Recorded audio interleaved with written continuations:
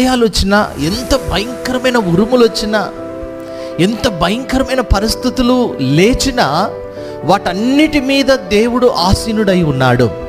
హల్లెలూయా.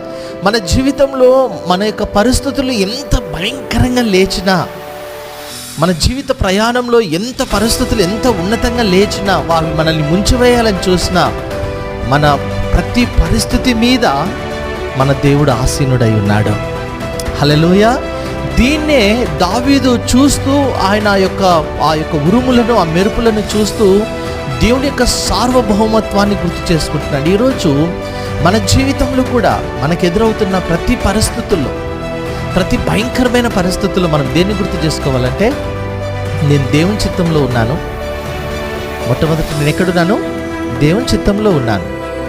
ఉండొచ్చు, పరిస్థితులు ఉండొచ్చు, హేళన మాటలు ఉండొచ్చు, భయంకరమైన ఇవన్నీ కూడా ఉండొచ్చు. అయితే నేను దేవుని చిత్తంలో ఉన్నాను.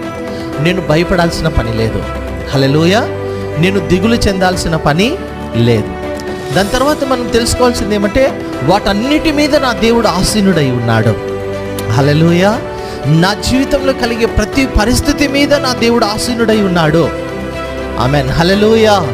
రోజు భయపడొద్దు ప్రియ సంగమా. ప్రతి పరిస్థితి మీద ఆయన ఆసీనుడై ఉన్నాడు.